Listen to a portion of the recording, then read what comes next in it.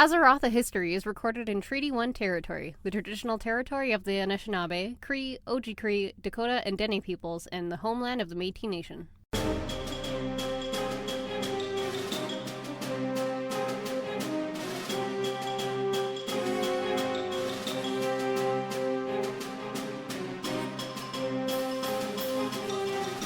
Welcome to Azeroth: A History, a look into the history of Azeroth and how it pertains to World of Warcraft today. I'm your co-host, Bam Bam Anderson. And I'm your co-host, Wrynns, aka Senppai. And oh my god, I'm so excited to talk to you about this one. I've been going on for like the last, 20 minutes? Oh, definitely. Pretty much since I saw it the moment we met up. Yeah. And that's okay. Yeah, that absolutely. Gets me excited. You know a little bit about dragons. I do. Which was the basis, essentially, for this conversation. Woo! Yeah, I'm going to first skip the first war because this episode was getting really long when I was writing it. I was at 8 pages, and I'm like, I haven't even gotten to this part of the story yet. Oh my god, I need to edit this. So I edited it down. Who even gives a shit about the First War? Am I right? Psh, psh, old news. Yeah, I mean, yeah. There is an important part, though, at the end of it where King Wrynns is killed. And Varian, his son, actually witnesses it. Yeah, okay, so there's some trauma. It's a war. Of course there's trauma. I mean, it's Warcraft. But yeah, Varian was 10 when that happened, and that's actually something that sits with him, like, years later. And of we course see it does. Later, so. Because this is old-timey times, and nobody fucking talked to him about it. Yeah. I feel like there might have been some talk about it, like, later, because after the First War ended, he was brought to, I'll get into that in a second, actually. So King Lane's champion, Anduin Lothar, he kind of took over the title of regent, and he actually took Varian and his mother and anyone else who could be saved, and they escaped to Lordaeron. So this is where Varian met Arthas for the first time. Okay. I imagine in them becoming friends, maybe they did talk about that kind of thing. I feel like maybe they did talk about that kind of thing, although Arthas hadn't actually lost anyone as far as I remember. Right, I just mean, like, talking to somebody who's gonna be able to help him process it. Oh, they don't have therapists. Right? Exactly. It's old-timey times. People don't know how to do that shit yet. Exactly. But yeah, so when the Stormwind refugees were in Lordaeron, the major rulers of the human nations kind of banded together, and they formed the Alliance of Lordaeron, which is where the name the Alliance comes from. Everybody likes an alliance, right?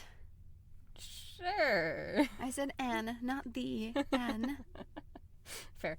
And Anduin Lothar was, like, since Varian wasn't old enough to be king yet, Anduin Lothar kind of, like, took over that title. Mm-hmm. Basically just because somebody needed to. Yeah, so he was a standing regent. Exactly. And so, but when Stormwind was retaken and rebuilt, Varian was 18 and he was crowned the king. Good for him. Yeah. Woo! Just can't wait to be king. I don't know how much of that we can actually sing before we get in trouble. You know what? I think we broke that up enough that we should be okay.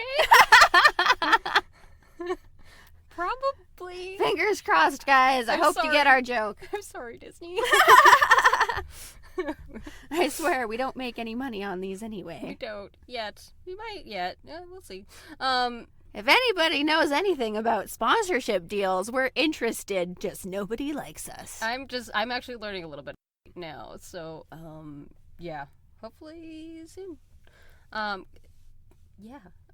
So he didn't really stay in Stormwind, though, when he was first crowned king. He kind of led a lot of, like, the fighting parties against the Orc Raiders. And he also met with spies who were still hunting for his father's assassin. And he kind of left the House of Nobles in charge, at least until Stormwind was, like, completely finished and built again. Mm-hmm. He did settle down a little bit more, though, when he got married. It was an arranged marriage to a woman named Tiffin Illyrian, a noble from Westfall. Cool. And they conceived a son named Anduin Wrynns. Ooh! Yeah, so named for both Anduin Lothar and his grandfather, King Wrynns. Well, ha-dee-da. Yeah. You've got some big shoes to fill there, kiddo. Absolutely. And I would say that he does, but in a different way than they have been before, which is cool. Around this time, though, the House of Nobles was being led by Lady Katrana Prestor. Oh. You might remember that name. A little bit? Sorta? Sure. Okay. Yeah. Remember who Deathwing pretended to be when he went to Lordaeron? Oh. Lord Daval Prestor? Is that, like, his wife? His daughter. Even better! Yeah. They were pitted... She kind of pitted the House of Nobles against the craftsmen who were actually building the city. How nice of her to do that. Oh, yeah, she's... how to put this nicely? She's a piece of work for sure. I can only imagine. Yeah, she definitely used magic to, like, mess with people's heads. Why on not? Both sides. Sounds fun! Or at least there was some thought of that, and honestly, she's a dragon. Of course she can. Oh, sorry. Spoiler. Ah! Sorry. Ah! I never would have guessed that the daughter of a dragon was a dragon! But yeah, she also convinced them to expand the military presence, which kind of helped cripple the economy. Oh, well, And- that's just good economics. Yeah, and then also led to the craftsmen being paid less, and they turned to rioting. Sounds like a perfect situation for a riot. Totally right.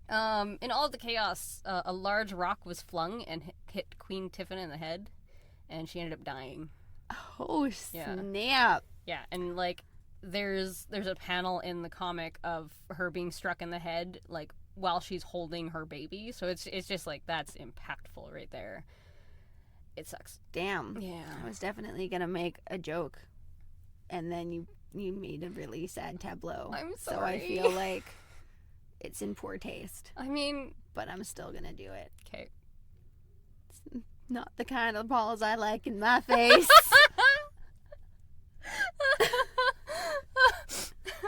I was actually just commenting the other day to someone. I'm like, I've gotten into a lot of true crime stuff lately, and like my sense of humor has just gotten darker and darker. Marvelous. You're getting to my level. Oh, I'll have to tell you about some of them after. One of them was really not good. But yeah, all right. So Tiffin's dad, Varian, who's already like kind of an angry person to begin with, probably due to the childhood trauma of watching his father be killed. Mm-hmm. He vowed to punish anyone responsible and started dealing with the rioters a lot more severely. Snap. Yep, and it led to a lot of the rioters fleeing into rural areas and Mhm. staying in hiding. I mean, yeah. Yeah, and there's a whole bunch more that comes from that too. But we will go into that in another episode. Because again, this episode was getting long. I was writing it. That's okay, you know? It's good to break it up, because then there's more episodes to come. Exactly, and I got this down to 10 pages, so not bad. Sweet. So after his wife died, though, Varian was pretty severely depressed, and it lasted about 10 years, and Katrana took advantage of this. I think part of this, too, was her mind fucking with him a lot, too, which, I mean, that's just not cool. She basically tried to take over Stormwind politically. Okay. Yeah, and he fought back her magic and reasserted himself in control. Until after the Third War. He traveled to Theramore, which is the city founded by Jaina Proudmoore. Mm-hmm. The goal was to speak to her about the Horde and Alliance relations, and also to have like a peace summit with the leader of the Horde, which didn't end up happening. Spoiler. Oh my god. On the way, he got kidnapped. Oh, come on. Yeah. And he woke up on an island surrounded by hooded figures chanting, and after a bright flash of light and a lot of pain, he woke up next to himself. So there's like an exact copy of himself. Well, that's some fucking witchcraft shit right Oh, there. Yeah. Yep. And then the kind of like lead hooded figure kind of reveals herself, and it's Katrana. Jeez. Yeah. Girl. Yeah, she's got some stuff going on. So she kind of split Varian into like a strong-willed one and like a weaker-willed one. So the strong-willed one, Well, that's some advanced magic. right? The more strong-willed one, he tries to free himself, his other self. But the weaker one is like he's too unnerved to even pick up a blade and fight. So he ends up falling off a cliff and gets captured by Naga. This is the strong-willed one? This is the weak one. Weak one. Weak one gets captured by Naga. Yes. Eek. And then the other one, he tricks Katrana into believing that she killed him. And she's revealed herself to be a dragon at this point, too, to him, at least, that he remembers. So he tricks her into believing that she killed him, and then he fled to the rocky part of the ocean to get away from the other Naga. Mm-hmm. But the waves were too strong, so he ended up washing up on the shores of Durotar, which Okay. is nearby, which is Horde territory. Oof. Yeah. With Varian missing, Anduin is crowned king so that, like, basically order can be preserved. He's like 9, or no, I think he's like 8 at the time. He's really young. Like, he's very much a child. Bolvar Four-Dragon serves as regent, Okay. and Lady Katrana Prestor serves as advisor. Oh, that's a wonderful position for her. She Right. has such a wonderful track record advising people in stuff. But she's doing this all, like, in secret and, like, surreptitious. Kind of marvelous to, like, behold. But at the same time, you're just like, I really don't like you. Oh, she's talented, and the mind on her is subtle and capable in many ways. But girl, why you gotta be so evil? Old god corruption. That'll do it. That's really it. They don't know that Katrana's behind Varian's disappearance, or that she's been doing the creepy mind controlling magic. Wow. So, yeah. The more strong-willed Varian is found on the shores of Durotar by a caravan of orcs led by a gladiator trainer Ooh. named Rhaegar Earthfury. Oh, snap. Does he learn to be a gladiator? Kind Is of. this like the Batman trope where, like, shit happens to him and now he's gone somewhere else and he's gonna get training and some shit and then come back and just be like, I'm gonna fuck you up? I mean, this isn't really like some Ra's al Ghul shit. Like, princes in Azeroth were very much trained to fight, like, from a very early age. Like, we talked about Arthas and how he was trained to be a fighter from, I don't even remember how old he was, and Varian was also trained in the same way. So he already knew how to fight. Yeah, but like extra bonus training. Kind of. So here's the trick, though. He had amnesia. Well, you know, that seems pretty traumatic. That's not surprising. Yeah. Especially you said he was in a rocky ocean. Yeah. Maybe he hit his head. I'm pretty certain he did. So, I mean, shit happens. But yeah, he wakes up, a giant crocolisk is trying to attack him and eat him, and he ends up fighting it off with, like, a stick. And Rhaegar's, like, impressed, so he's like, alright, I'm gonna take that guy. So, Thank God I had this stick here. so they capture and enslave him, throw him in a cage, with Valera Sanguinar and Brol Baremantle. Yeah.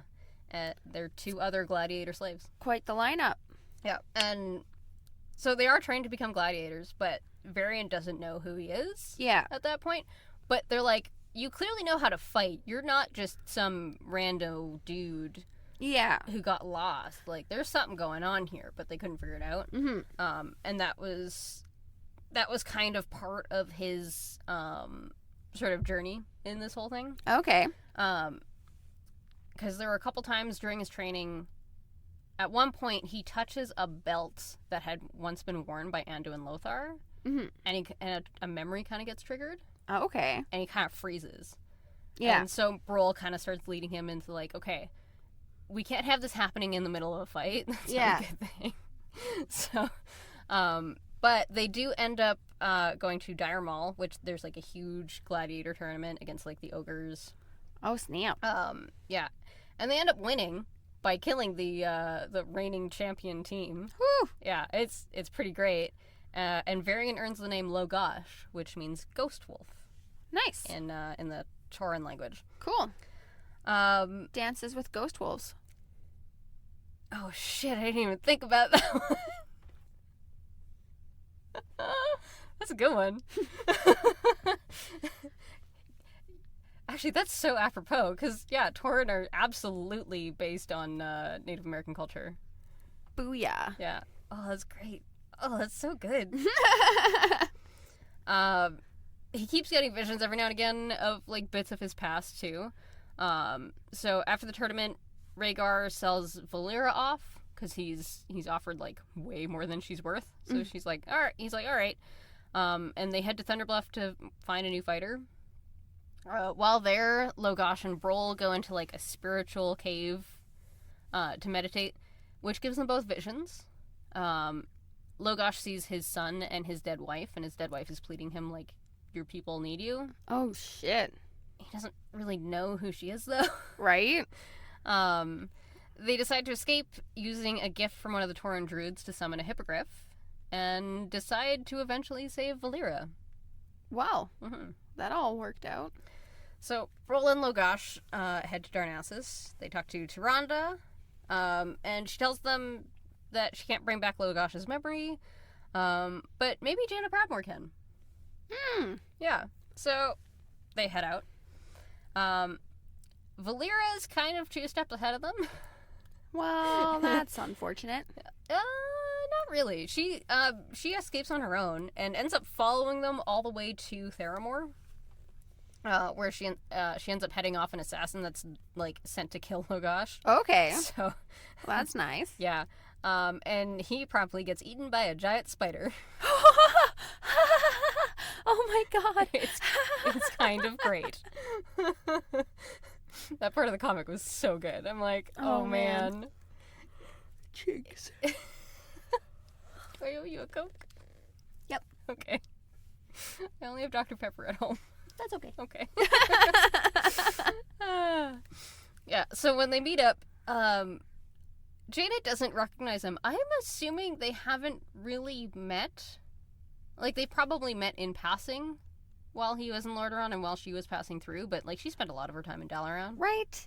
Just because she founded the town doesn't mean anything. Exactly. It doesn't mean she knows everybody in it. Well, and it's like on the other side of the world, right? From where Stormwind is. So exactly. Yeah.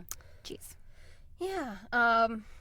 Yeah. I'm assuming if they did met, they were much younger, so she doesn't really recognize him. But she is pretty sure from the visions that she got, that she was able to get, that he is the lost king of Stormwind.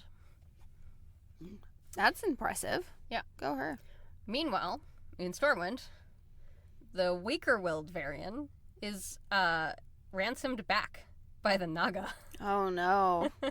And he quickly falls under Katrana's creepy mind magic again. Well, of course. He's like a little bitch.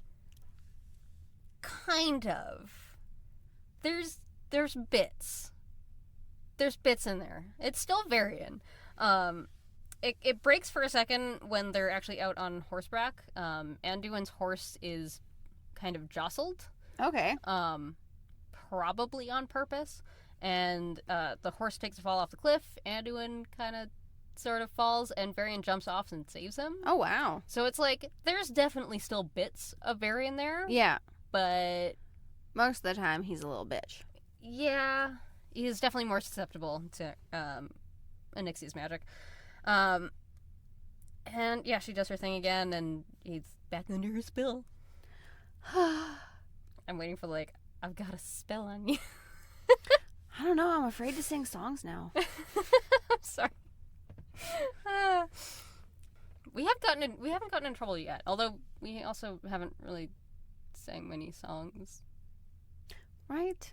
Most of the time when I sing stuff, it's just whatever I'm saying. That's true.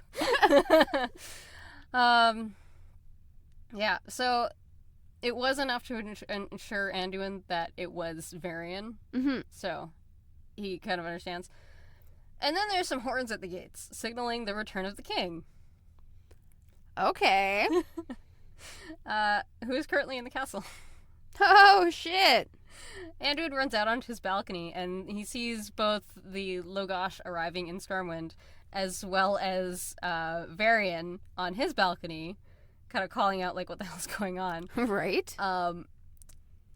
So... But he's so not does phased. weak-willed and Valerian whatever have amnesia too? No. So he knows that there's two of him. He has, like, little bits of amnesia. He doesn't remember any of that. Okay. He just kind of remembers being kidnapped by Naga. Yeah, okay. Yeah. And then ransomed off. Which I don't know if that's Katrana doing her thing or what, but yeah. So Logosh and his entourage around him, including Valera and Brol, as well as a marshal that they rescued that had been spying and found out some very important information. Oh, nice. They get to the throne room where Katrana and Varian meet the arriving party, and the marshal announces that Lady Katrana Prestor is in fact an Onyxia in disguise. Oh, snap. The daughter of Deathwing! Oh, snap. And she's trying to take control of Stormwind! Whoa, whoa, whoa, whoa! I had no idea. Yeah. Anduin's kind of like running to like try and join and like figure out what the hell's going on. Well, yeah. And Bolvar is with him as well, kind of like trying to stop him because it's a dangerous situation. There's a fucking dragon. Woo. A slew of guards transform into dragon spawn, and a pretty big fight breaks out. Oh, shit. Yep. Both variants end up turning on each other pretty like right away. Well, yeah, you know, the best way to make sure that you're the right one is to get rid of the competition. Kind of, yeah. But Anduin's like not phased by it. He's like, hey, look, you guys better smarten up and fight the dragon. That's a much bigger problem at the moment. Can both sides of me agree? They do. Well, that's good. Yeah. At least for now, because it's like, yeah, this is probably the bigger threat. Priorities. Yeah. I'll kick your ass later. Exactly. That's exactly what happens. Onyxia then kidnaps Anduin and teleports back. I'm gonna grab your boy. Bye. Pretty much. Teleports back to her lair, which is actually close to Theramore. That's convenient. Yeah, nice and convenient. Varian and Logosh end up having to like grasp that they seem to be the same man, essentially. Welp. Yep. Logosh has been able to get some of his earlier memories, and he obviously kept his ability to fight. Yeah. But they were very much polar opposites. Like the one that was in Stormwind, Varian is like very much more charismatic, whereas Logosh is like much more angry. Yeah. So it makes sense. Yeah. Okay. They head out to save Anduin along with Valera and Brill, of course, and they go back to Theramore. Jaina then helps them recover their memories of what happened, and that's when, like, from when Varian first set out to Theramore. The kidnapping, island, ritual, blah, blah, blah. And then she then gifted the two Varians with two ancient elven swords, Shalator and Elamain. Okay. They'd been used to fight in the War of the Ancients by twin elf warriors. Oh, sweet. Yeah, so big history. Nice. For Anduin, it's very lucky that he was born a prince and raised a prince in Azeroth, because he kind of knew how to fight. He wasn't very good, but like he He at knew least what knew to how to hold a sword and like parries and stuff. Well, he didn't have a sword yet then, but like he knew how to move in a space. That's kind fair. of thing. Yeah. And he kind of understood some tactics. Mm-hmm. Like, hey, only one of these dragon things can fit through this cave. I'm gonna go hide there, and then I can take them off one by one with a rock. Smart. Hella smart. Yeah, he was very quick on his feet. So he ran through the caves, and he didn't get the memo about the whelps, though. Oh, left side many whelps. tail swipe. Watch the fucking tail. Oh man, okay. He was able to get around without breaking the thin stone under which was hot lava. Whew. Yeah, so not bad for a 9-year-old. Toasty. He's 9 at the time. Like, Good job, boy. I couldn't do that at 9. Good job. When Varian, Logosh, and the others make their way into the caves, Varian and Logosh end up getting most of Anixia's attention. And she's now decided to kill the stronger-willed Logosh. Makes sense. Yeah, as she had originally planned to do. Varian realizes what she's doing and jumps in front of his twin, and instead of killing them, she ends up fusing them back together into one guy. Sweet. Yep. What you gonna do about it now, bitch? Right. So he was able to. It also fused the swords together Into the one? Yep. Oh, that's why his sword looks so funny. That and the fact that all Warcraft weapons look kind of funny. Yeah, that's why I didn't ask. But look, a story to tell me why. Yeah. Cool. And then he's able to use the sword to impale and kill her once and for all. Fuck you, bitch. Yeah. So the sword now became known as Charlemagne. And it can still be split into its original parts, but it is usually shown as the one sword. Yes, I remember seeing that. And yeah, definitely, like, all Warcraft weapons have, like, different floaty bits and... Why not, you know? You got the effect abilities Exactly. with the computer things. It's magic. Yep. This is a world full of magic. Eyebrow? Bam Bam's got the eyebrows going on. But yeah. Over the next few years, we see some pretty huge differences between Varian and Anduin. For one thing, Anduin isn't really great with, like, martial weapons. He's not good with a sword. He is a good archer, though, and he can throw a mean dagger. Ooh! Yeah. Varian's also much quicker to throw down and with pretty much anyone, and he's quick to let his anger take over. Aren't we all? Yeah. Not really. No. I want a dagger. I'm much more quick to throw down than, like, Anduin would be, I would say. But he's very much more of a pacifist. That's fair. And we see this at a peace summit in Theramore, and then time and time again later. Just before the cataclysm that tore Azeroth apart, Anduin is visiting Ironforge, the Dwarven city, as a diplomat. And he also quickly figures that Varian was hoping that the dwarves would improve his fighting skills. Why not? They know how to throw down. Yeah, well, They got some good sized fists. Yeah. I want to throw them around. Well, and Varian was trained by dwarves. Even better. Yeah. I'll really show him. I'll take him down. Want to spar, buddy-o? I'll fuck you up. That is absolutely Varian's mindset. It really is. I can't even lie about this. Anduin does find another path, though. Through, he becomes a priest of the Holy Light.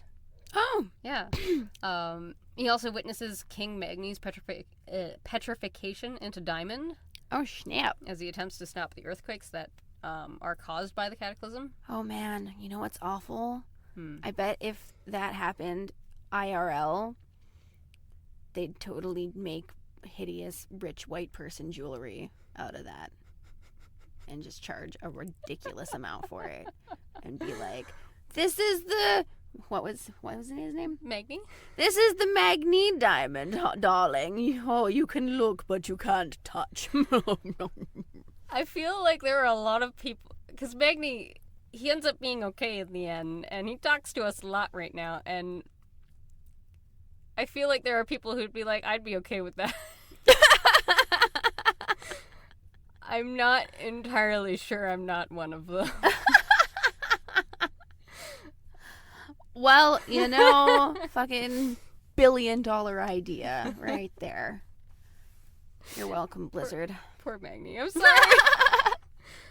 One of the earthquakes also killed a friend of Anduin's. Oh, no. And because of that, he actually made a decision to become a better swordsman. Yeah. Like, in their memory. So yeah. So you go. Do the thing. Ironforge also ends up getting taken hostage for reasons I'm not getting into now. Oh, snap. I'm biting my nails. No, I'm not. How, Those are too pretty to bite. Don't you dare. how dare you tear down this third wall? Fourth wall. Well, I mean, that's what I feel like. Aren't there less walls if they can't see us? Oh. Actually, I don't know. Huh. That's a good thought. Shatter the illusion. Don't do that. I they know shattered I it was like... biting my nails. They don't know they're pretty. That's just for me. I shattered it like Pygmy. Okay. Okay. All right. Okay. So Anduin was able to escape to Theramore using a hearthstone that Jaina had given him. And while he's there, he meets Bane Bloodhoof, who we've mentioned before. I'm sorry, is that the centaur from Harry Potter that saved him when Voldemort was getting all fucky with the unicorn blood, or what? They do have very similar names. No, this is the son of the Tauren chieftain. His father's name was Cairn. Oh, I was wrong. No. It's not this. Yeah. That's not the right centaur. Bane is the one who gets all angry in book 5. Sorry, not from book 1. Okay.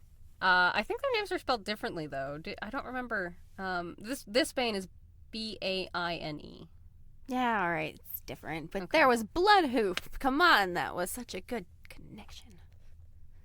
Yeah.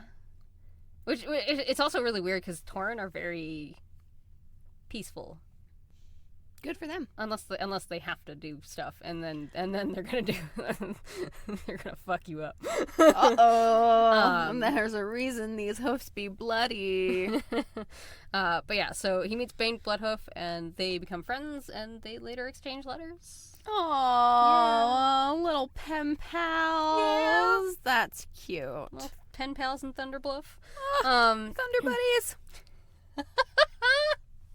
I was not expecting that one. That was good. I'm now only ever going to be able to see Anduin and Bane as Thunder Buddies now. Headcanon. Absolutely. Varian did not hear that Anduin had escaped, only that Ironforge was being held hostage, and he knew that his son was there. Oh, no. So he goes... That's some nervous daddy right there. Oh, yeah. So he goes, and Anduin ends up making it back with Jaina's help, basically just to stop his father from just all-out murdering everybody. Oh, yeah. Which Varian absolutely would have done. Well, why not? You know, like, nothing slakes the sadness of a tender dad's heart like blood. Yeah. Lots and lots of blood. I'd say it was more rage than sadness, but yeah, he's... You don't think the rage is just his toxic masculinity response to his sadness? I mean, maybe it's a little bit of both, but he's also like, how dare you move against me and my family, and how dare you hold my son hostage and threaten his life kind of thing. That's fair. Yeah. Which... Still, blood. I mean, if someone were to do that with, like, my cat... Oh, yeah, don't get me wrong. I'd burn down entire villages if someone fucked with my bunny. But yeah. So leading into the Cataclysm expansion, the Kingdom of Gilneas had reached out to the Night Elves. Again, Greymane specifically did it. I do want to get further into that story in another time, because it's a little complicated. Mm-hmm. But one of the biggest things about the Gilneans is that they're essentially werewolves. Sweet. They're Worgen. Nice. And their home has been destroyed. Shitty. Yeah. So they're welcomed into Darnassus for reasons that, again, I'll get into in another episode. And Tirana calls for a summit for them to be welcomed back into the Alliance. Sweet. And Varian is less than impressed.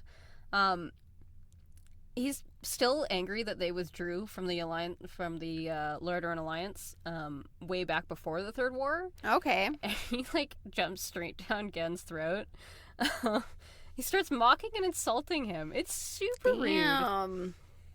And, like, it's seriously like, holy crap, like, calm the fuck down, buddy. Like, chill. take like 8 chill pills right now. Right. And maybe throw in like 9 and 10 there. They do end up going through some stuff together and becoming pretty close friends. And Varian does end up welcoming Gilneas back into the alliance. Well, that's good. You know, some like bonding moments. Yeah. Some brolo. Yeah. Part of their battles, Varian ends up leading the alliance forces through Ashenvale against the fucking timey-wimey bullshit. The war chief at the time was Garrosh Hellscream, and so they had to lead some forces against him. Yeah. He's doing some shit. While they're doing battle, the White Wolf Goldrin makes himself heard to Varian, howling his approval and sort of empowering him against Garrosh. Sweet. Thanks, Wolf Daddy. Yeah. The reason I mentioned Goldrin is because it's literally just another name of the legendary White Wolf in Darnassian. Okay. And Logash is the Torahe moniker. Yeah. Yeah, and basically all of Azeroth has different versions of the same legend. Nice. We've never known the other names, though, so to me it's Logash. Makes sense. Dances with ghost wolves. God, it's so true. Because, yeah, he doesn't... The wolf died back in the War of the Ancients and has never actually been resurrected. But most of the other wild gods do get resurrected. Wow. Yeah. Sad. Where's your second chance? We're going to talk about that at some point in the future. I know that because I'm sure that's a part of Shadowlands. Woo! Yeah. Woo! During the summit in Darnassus, Anduin has his own goings-on. Mm-hmm. He's tried to calm Varian down a bunch, but he also got to talking to the Draenei leader, Prophet Velen, about the light. Oh. And he kind of took some advantage to, like, in, like, a learning opportunity. And after he got into a pretty big argument with Varian, he's like, you know what? I'm just gonna peace out. I'm gonna go study with Velen, and I'll be back. Fair enough. You know, Dad, I don't need your fucking negativity. Exactly. That's it's exactly what happened.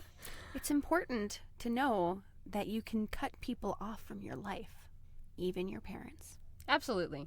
And yeah, I feel that. Later on, Anduin returns to Stormwind for Remembrance Day. And Varian has had some nightmares of his father's assassination. Well, I mean, they probably barely stopped. I mean, this was like... I get the sense that this was the first time in a while in the story. Fair. But yeah, he has some nightmares about it. Not a great night's sleep. And then he has to deal with the fact that a portion of the city has been destroyed by a very large dragon. Oh no, not more dragons. Yeah, and he keeps getting reminded by everyone that, like, hey, this is going to be expensive to fix. Like, okay, fucking, I know. Cool. The nobles aren't too happy about that, or the cost of the wars that they've been involved in. And while he's not exactly excited about it either, he declares that Stormwind will stand strong as it always has. Like a pillar. Yeah. A pillar of strength. Yeah. Anduin kind of witnesses him blowing up at the nobles, though. Mm-hmm. And he's, like, kind of dismayed. And, yeah, he's a little scared. So he leaves the throne room, kind of runs away. Jaina, one of the archbishops, assured Varian that Anduin had different strengths to lend the world. And Varian admits that he's accepted Anduin's choices, but he still fears that Anduin doesn't have the strength to rule. Dad, I mean, he's like, I think 13 at this point? It's not very old. He's a man by Jewish standards. Oh, that's true. That is 13, isn't it? I don't think they have Jewish religion, and... Well, that's just... I don't think it's Judeo-Christian. It's just light and... I don't even know what else. Well, fine. Yeah. Regardless, the two of them are brought together again at Tiffin's grave in the cemetery. Sort of kind of in ambush of Anduin, who was not expecting to see his father so soon. And they kind of get reacquainted a little bit. Varian also gives Anduin his mother's locket. Oh, nice. Which is like kind of like super heartfelt and beautiful. Yeah. Varian gives, or Anduin admits that he wishes he was more like his father. Yeah. Saying he's not as strong. But Varian's like, you know what, you have more courage than even I do. So, yeah. They sort of compare the places they've taken in the world and how much Tiffin shared the qualities that are now Anduin's. Nice. Yeah. Varian then has an interesting question for his son. This is a quote from the short story. From what direction do you think the ambush will come? It's a really weird story to read because you're just like, oh, that's kind of heartfelt. Ambush? Right? While they've been standing there, they've been aware of some assassins surrounding them. And sure enough, while they're sort of surmising how it's going to go, some fireworks start, signifying the kind of closing ceremonies of Remembrance Day. Yeah. And they also end up being the signal for the assassins. Of course. So easy. It's going to happen. And then Varian turns to Anduin and says, I'm going to be late for my speech. There's some more important shit going on here, Varian. The two of them fight off the assassins, but before the sorcerer is killed, he manages to summon a Draconid, which is like a humanoid, sort of like giant dragon form creature thing. Terrifying. It also kind of reminds me of Power Rangers. Yeah. You know what? That might be where they got some of the designs for the Draconid. Well, I mean, why not use what's available? Okay. Like the people who made Blizzard didn't watch Power Rangers. Well, there's the fact that, like, there's no original idea under the sun. We all just steal each other's shit all the time. Yep. There's also the idea that, like, almost everything in WoW is a fucking reference to something. Well, I found the Power Rangers one, guys. Yep. Like, Thrall is very much based on Thor. Fair. Like, absolutely. Yeah. Hell, we talked about Sargeras being based on Surtur. Right? Where's Skeletor?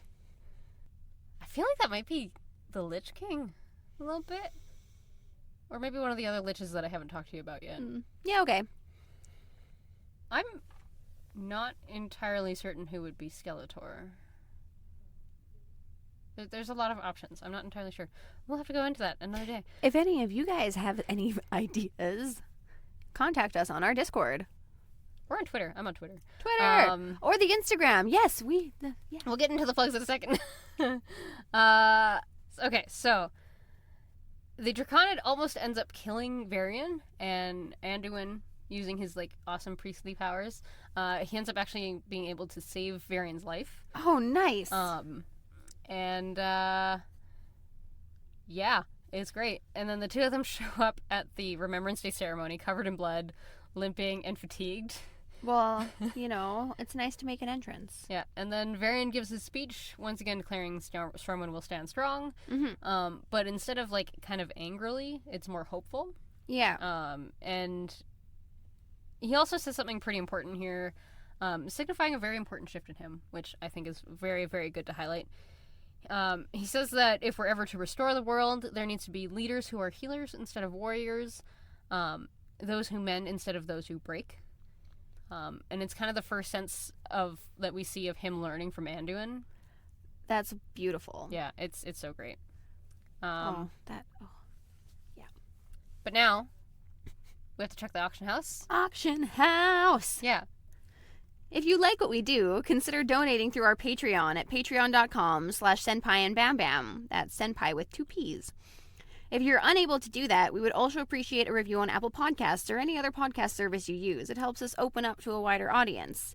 You can also share us with your friends, family, guildies, people you see on the street, your teachers, your bosses, I don't know, estranged relatives, like that creepy guy down the street who you think is lonely and you kind of want to help him but you don't want to talk to him. Make him listen to this. It'll be great. This is getting very, very specific. Every guy's podcast or gals, anybody at all. I mean, I definitely talk to other podcasters about my show, so yeah, it's good. Yeah. Check out our Machinima with Bam Bam series, which is only available to patrons, and it goes up weekly on Tuesdays, so it makes your reset day that much greater. Oh yeah, you get to see me just like facing all over the place. Absolutely. If you have any suggestions for that, we'll take them by Discord or email or Twitter. This month we will also have a special one for everyone that will be up today, the same day the podcast is released. I'm so excited. Yay! I'm showing Bam Bam Illegal Danish. I'm quite excited to see it, and I'm excited for all of you to see it as well. It's going to be so great. Also, if you want to get in touch with us over on Discord, there will be a link in the show notes to join that. It is open to everyone with a patron-only section.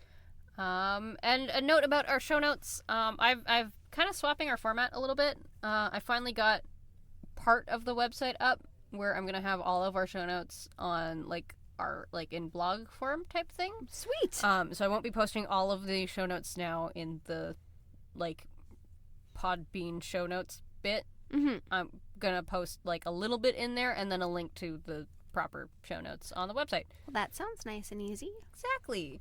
No. For the viewer, reader, person, Yeah. not for you. It's less constrained so that it'll look prettier. So We do like being pretty. exactly. Well, I do. I have moments that I don't mind it, but yeah. And then speaking of podcasts, I have another local podcast that I happen to know for sure that you're aware of. Woo! Witch Police Radio. Yeah! Our new friends, our new friend, Ooh! our new friend, Sam Thompson, who also organizes the Manitoba Podcast Festival and our monthly coffee get-togethers, interviews local musicians about what they're currently working on, and there's some good eye-opening conversations in there too. Nice. Especially since I'm not very big into the music scene. Yeah. It's really neat. He also has recordings of whatever guest he has on. They'll either play live. That's for him, awesome. Yeah, or they'll have recordings of it, which That's super good. is really cool. I've been enjoying it. Yeah. And then you find out about events happening, which is I very much live under the rock.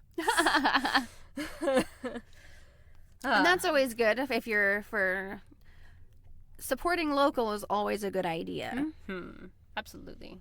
Yeah. But yeah, so go check that out. Also, we have an Instagram. Yes. Azeroth History on Instagram. And it will have updates about episodes and cute pictures of things that are relevant. Yes. All the things. I feel like I should say something else. If you have fan art that you want to give us at all, I mean, I don't know if we're quite that cool yet to have fan art, but if you have fan art that you want us to show off, please send it to us. Hell yes. I don't... I'll post whatever I think is relevant. If you can figure out a way to make me think it's got relevance, I'll be like, sweet, up it goes. Maybe I should double check those. No, you gave me control. That's true, I did. Bathe in the Is regrets. that a bad idea? All right, onward to Pandaria. Pandaria! Anduin is sent out on a fucking... It's Tuesday. It shouldn't be this hard. It's early on a Tuesday, too. Oh, for us. It's afternoon. Anduin is set out on a diplomatic mission when the flagship is attacked. Oh, no! And they got caught up on an uncharted landmass. Oh, snap. Do you recognize this place? Nope.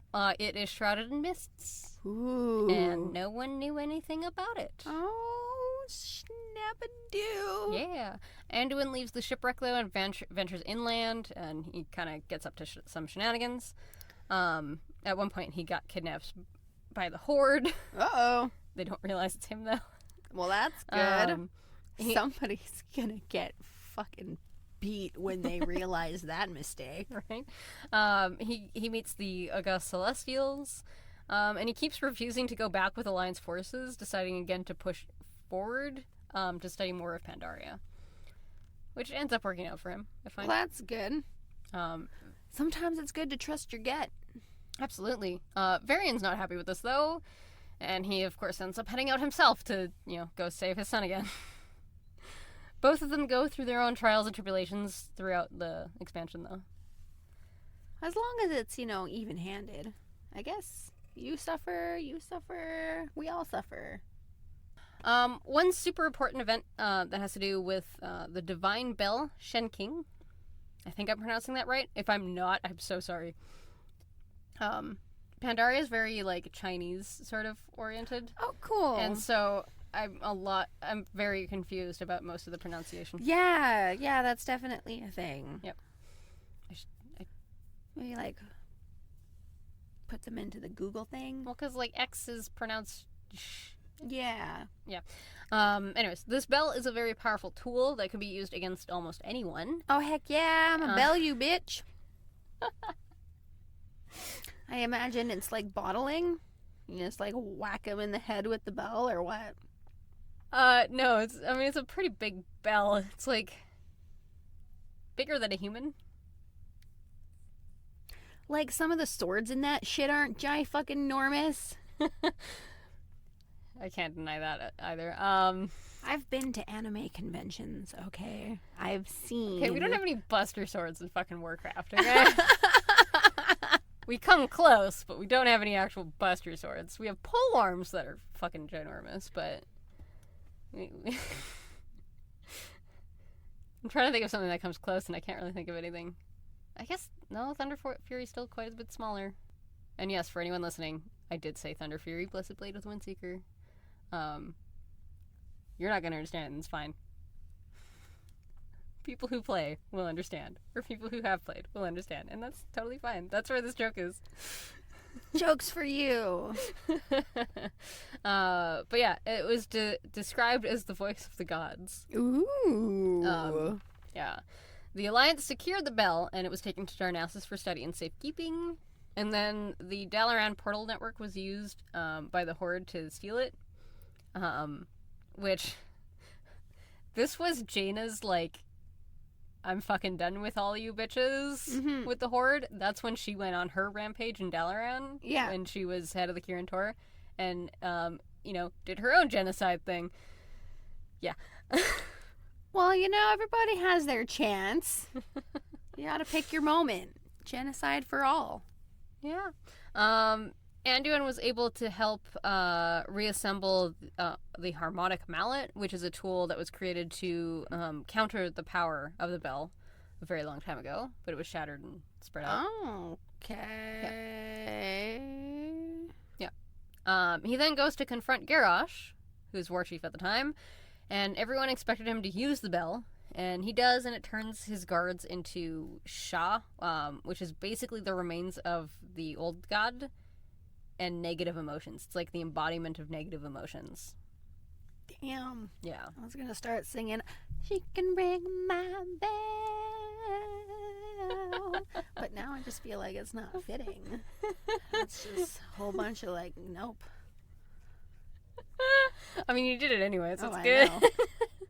know. But yeah, we help Anduin. He's not able to get through to Garrosh, but he does end up using the mallet to stop the chaos. And then the war chief gets angry, and he hits the bell, and it destroys it. He destroys it, and it falls on Anduin and it crushes him. Oh, snap. Yeah.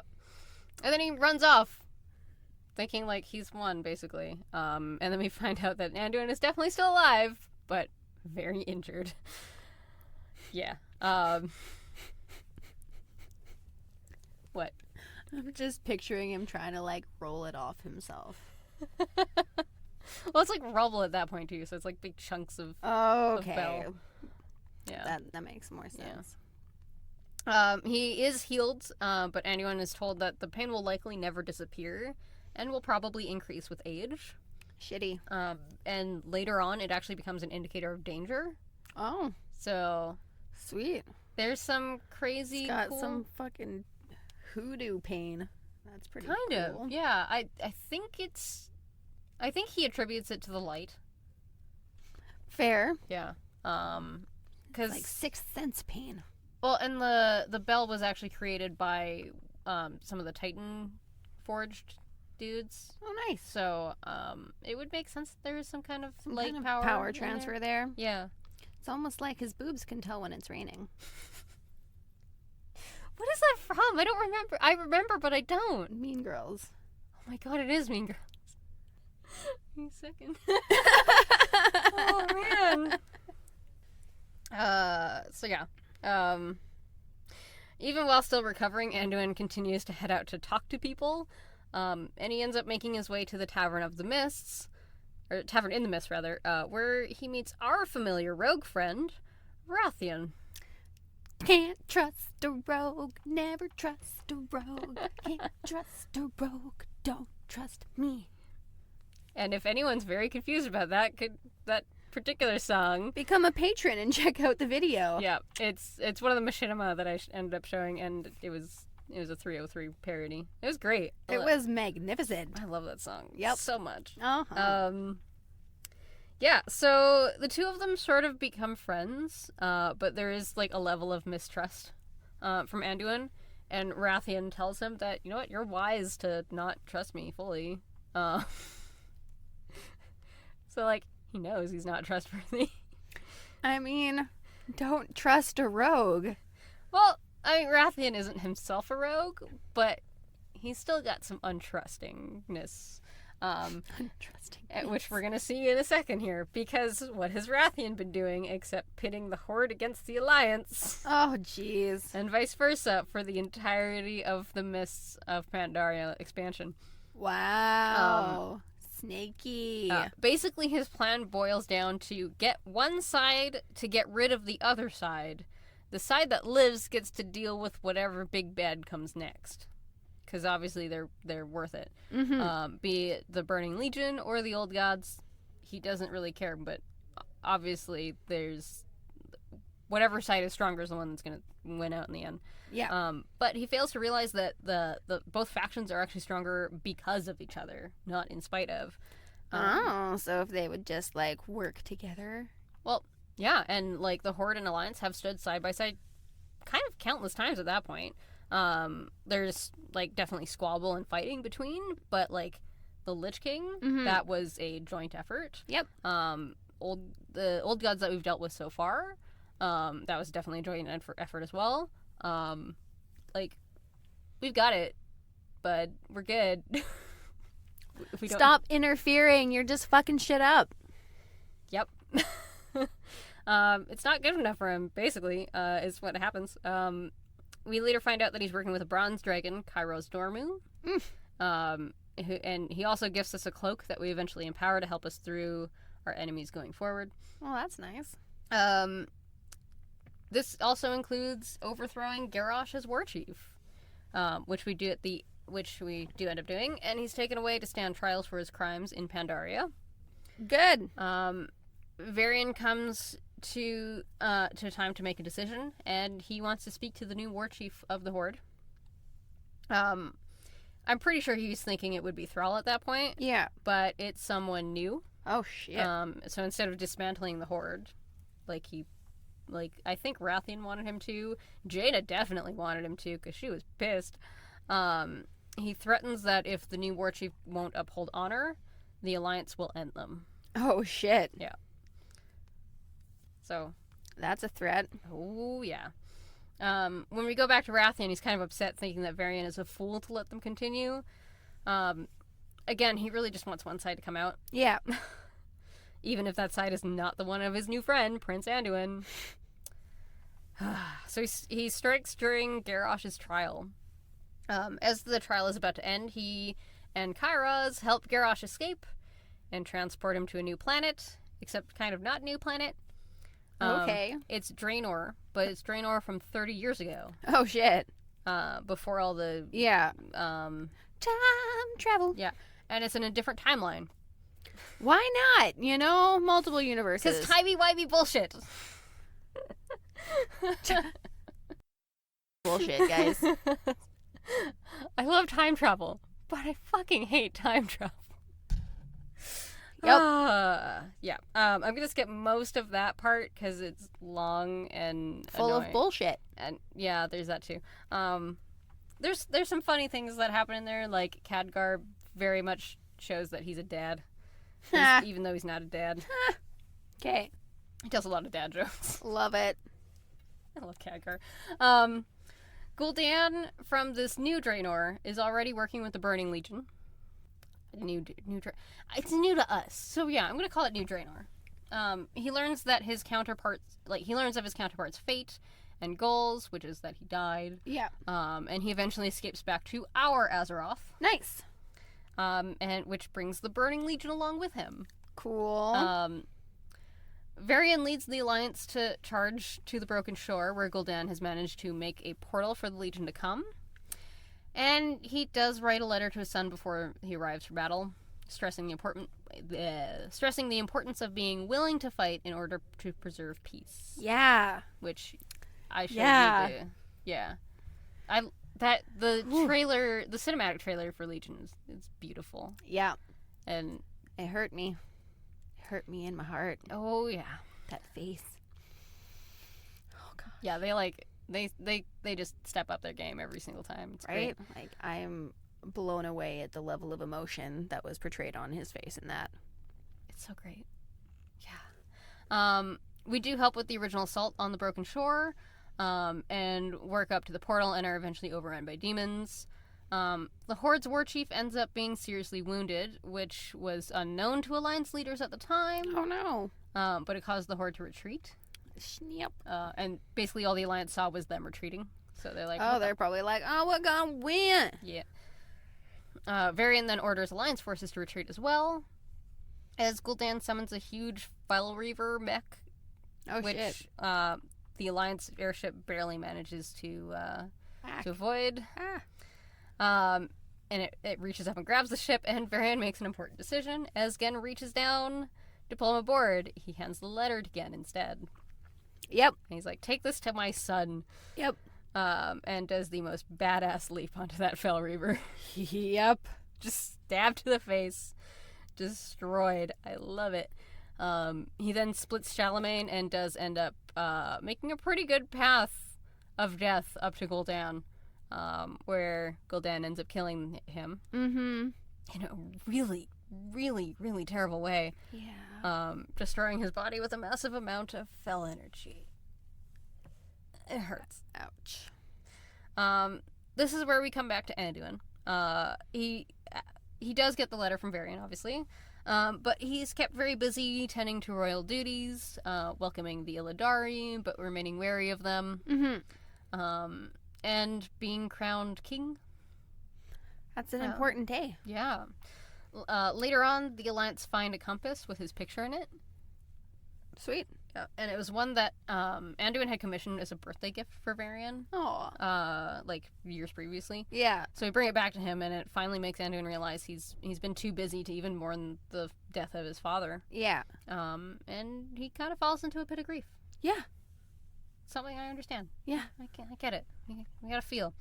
That's when Gen summons us and asks us to kind of help out our new king. We find Anduin in the cathedral, and he decides that he needs to know what the people think of him. So we walk around with a disguised Anduin to his father's memorial. We also go to the keep where Gen and Velen are kind of discussing him too, and Gen's kind of got a point here. Yeah. He feels Anduin doesn't have the mettle to succeed yet. Okay. And citing that he didn't have the experiences of the Broken Shore. Yeah. And the compass, like something as simple as a compass, would send him that far down. Yeah. Like, I mean, anything can be a trigger. Right? Chill out, Gen. Fucking calm down. Sometimes you need to deal with the grief of losing your dad. Jeez. Anduin kind of does agree with him, though. So we set out to the Broken Shore with him and make our way to the spot where Varian was killed. Okay. And then Gen and Velen are also there. And Anduin makes himself known, pulling down his hood. Here's what I don't understand about Gen. He's trying to shield Anduin from this shit, but then he's like, well, you didn't have these experiences. Like, you're trying to shield him. Right? You're not letting him have these experiences. Yeah, but now you're holding it against him that he doesn't have those experiences. Like, yeah. Granted, it was, like, horrifying, but still. Anduin sees the destroyed ruins of the Fell Reaver and finds one of the swords, and he's treated to a vision of Varian, asking him what he's supposed to do now, and Varian answers what a king must do. And then we see that shift from Anduin now, of him learning from his father. He accepts the responsibilities of a king, and the sword begins to glow, not with the orange it did when Varian was king, but with a priestly gold glow. Oh. I don't know if you had noticed that before. I did not. Okay. But that is exciting. Good for you, Anduin. Not only does it work, but it works special for you. Exactly. Yeah. But yeah. I also like that one too. Like that cinematic too was really good. It was. Yeah. Even with in-game models, you can get a pretty good amount of emotion. Mm-hmm. Yeah, Taryn Gregory and like all of the other Cinemax team, they're fucking so great. I love them. And we see more of that shift later in Anduin too, that he's been shaped by his father. And this is no more apparent than after Teldrassil is burned, when he leads the charge into Lordaeron, and he confronts Sylvanas. Oh, snap. And he's like, if I have to kill you, I'm going to. Like, it's gonna happen. Yeah. And then he helps fuel Saurfang's rebellion in the Horde, sending Alliance players to save Bane. Yeah. And also moves on Orgrimmar along with Saurfang Thrall, and he gives Saurfang Charlemagne. Oh, wow. Which I thought was so cool. Right? This isn't to say that the war is done. We've now released an old god from prison. Oh, shit. Right. And he's been gaining power. We've brought Abyssian into the Chamber of the Heart to help us fight against N'Zoth, as part of like our essence system. But he ends up getting mentally assaulted by old god corruption again. Oh, Yay. boy. And Kalik thinks he knows someone who may be able to help. Well, that's good. Yeah, so we spend a little time searching for Wrathion. Ooh.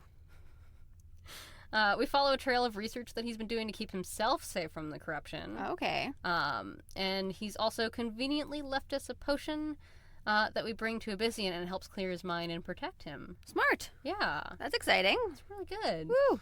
I don't know exactly when it happened, but Wrathion and Abyssian have knowledge of each other. Okay. Which is likely due to all of the Black Prince's spies that we've seen all throughout Legion and a good portion of Battle for Azeroth. Yeah. Like, they're everywhere. Finally, we're called to the throne room, where a very agitated Anduin is pretty upset to find out that another new advisor is being brought in that may be able to help. And Wrathion, like, strolls in. He sure does fucking stroll in. I love this. Like, such a strut. I love this cinematic. He's just, like, so sure of himself, Yep. too. And which infuriates Anduin. Yeah. And leads to the most glorious punch in all of Azeroth. Oh, yep. I love that punch. The reason is he very much blames Wrathion for Varian's death, essentially. And he's not about to let his dragon friend forget it. But yeah, they have a quick conversation about the corruption of the Black Dragons, Wrathion studies, and how N'Zoth will mess with people's brains. Yep. And Anduin realizes that he's acted out of character when he punched Wrathion. Well, that's good. Yeah. He's like, oh, this makes sense. We then meet with Wrathion back in the chamber and work to use some of the Titan facilities to rid Azeroth of N'Zoth once and for all. Take that, N'Zoth. Yeah. Book, book. Okay, so I think from this point on, we're getting into a little bit of spoiler territory. Uh-oh. So if you have Spoiler alert. Thank you. If you have not been into this patch, which you probably have, and you don't want to get spoiled, turn away now, and we'll see you next time, probably. But if you don't care about that, hey. Or if you've been playing, like I have, yeah. To help us beat the old god and destroy the vision that is Ny'alotha, and rid our Titan facilities of N'Zoth's corruption. He gives us yet another cloak. Ooh. Made from the remains of Onyxia and another black dragon. Stylish. Yeah, and it actually is really pretty. This cloak lets us travel into N'Zoth's visions. Oh, wow. And empowering our cloaks lets us do more. Nice. Which is really neat. And this will eventually help us rid the planet of the old god. Perfect. Yeah. Take that, bitch. Yeah, so this is where we finally enter Ny'alotha itself. And we come face to face with Wrathion. Uh-oh. He gives us a little spiel about how N'Zoth has shown him the truth, and that if we do not submit, we must die. Transforming into his dragon form, which is like all corrupted and fiery and Oh, no. very Deathwing looking. Yeah. And of course we fight him. So once he's dead, Wrathion runs in. What? So the most guilt trip of guilt trips that happens here. He's like, oh yeah, nice to know that you'd believe that I was actually corrupted. And he dispels the illusion on the dragon corpse. Oh. And it was actually just a minion of N'Zoth in disguise. Oh. I can't tell you how happy I was to know that Wrathion didn't actually get corrupted. Shucks. Everyone who's asked me about this tier for rating, they're like, how are you liking it? I'm like, I'm just so glad that Rathion's not corrupted. Right? Good thing. He's kind of cool. Absolutely. He's got swagger. Absolutely. And that's kind of where we're at in the story up to now. But next month I do plan to talk about some other things, which does include some of Rathion's continuing stuff in the raid. Nice. But I didn't want to get into that today. Yeah. So yeah. So if anyone, up to now we've done a lot of subjects, really random subjects. If anyone wants clarity on anything, let me know on Twitter. I think we might record a little bit later. I think in the next one, but yeah, I'm working on that. So I'm definitely gonna go into the gnomes, Sylvanas. I think N'Zoth is in there. Rathian for sure. Ooh. Yeah. There's some juicy things coming up. Mechatork. Oh. Yeah. That sounds like a fun time. And Sylvanas too. Like, we had released that episode the same weekend as BlizzCon, so we hadn't gotten a chance to talk about that. Woo. So yeah. Right? There's updates. There's things. Yeah, and if there's anything that you want to hear more of, let me know. On to trivia. Woo! One of the ships in the 7th Fleet is called the Spirit of Tiffin. Ooh. Yeah. And then while recruiting Kultiris to join the Alliance, one of the naming options is, for the ship that we helped build is Tiffin's Melody. Aw. And absolutely, I fucking named it that. That's so cute. Anduin is also the name of the largest river in Middle-earth. Oh, cool. Of course, I couldn't not mention that, because nerd. During the Yogg-Saron fight in Ulduar, we actually witnessed the assassination of King Lane. Oh, shit. Yeah. Ah! It's crazy. Most of the variant storyline is told through the comics written by Walter Simonson. Okay. Same guy who made Surtur. Nice. The name, also comes from other bits of novels. Wolfheart centers on Gilneas and Varian, The Blood of Our Fathers short story, and Prophet's Lesson short story from Anduin Studies. Onyxia has both a collectible pet and mount. Oh, nice. When you go kill her. Her head is propped up in both Stormwind and Orgrimmar. Well, that makes no sense. You know what? It doesn't have to. Okay. It's just kind of there. Yeah. There's a huge headcanon thing that Rathian and Anduin are together. Aww. Kiss. Yeah, the ship name is Randuin. Oh, of course it has a name. This sadly has been quashed by Christy Golden. Sadly. Recently on Twitter, though, she did say that she was a little sad that she couldn't take part in fanships because she didn't want it to seem like she's pushing that on Blizzard at all. So, yeah. Or confirming anything. Yeah. But yeah, her Twitter's fun. Her cats are so cute. I still ship it. I do too. Her cats are one of her cats is Anduin. Aww. The other one's Sylvanas. That's adorable. Varian's belt used to be Anduin Lothar's and was one of the things that sparked one of the memories in Logosh. Oh, wow. Shalator means shadow render, and Elamain means reaver.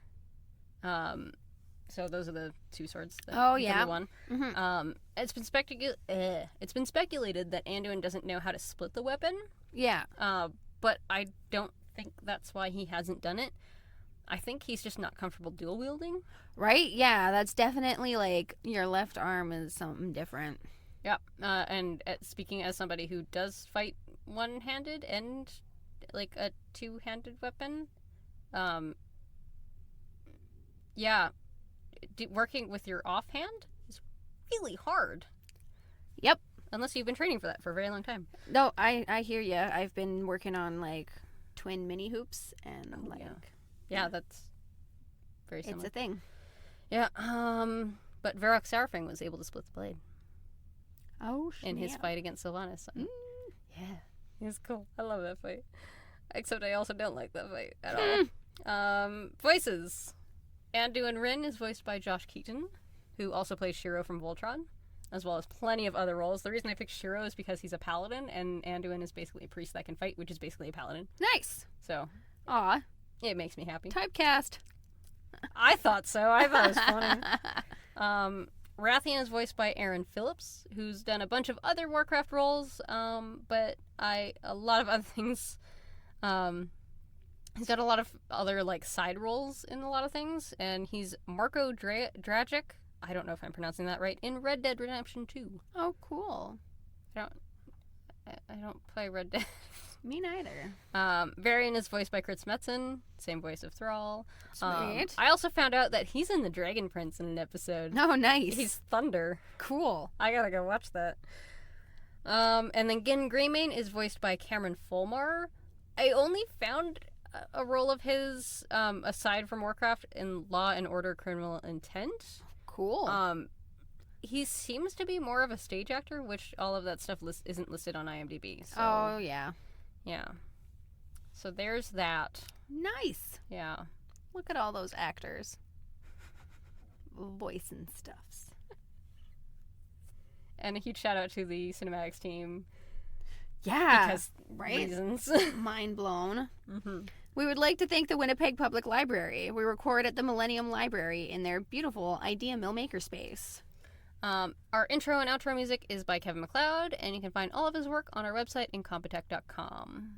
Our wonderful artwork is by our good friend Ben Hoffer. His Instagram is Scorpiusoka7. That's SCORPIUSOKA7. If you would like to check out more of his work. And he's opening up commissions at some point, so follow him for more info about that. Oh, I forgot I left that in there. Yeah, he did confirm that, so... Commissions are open. I don't know if they're actually... Definitely will be opening. Follow him for more. Yeah. And then let me know on Twitter if you have any machinima for me to show Bam Bam.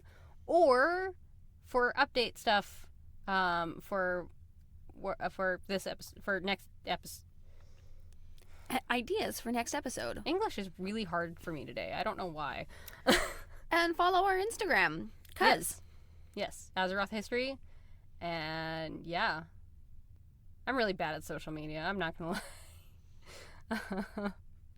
You know, I've got a bunny one too. If anybody likes bunnies, he's real cute. It's Lucy, Luci, the Lop.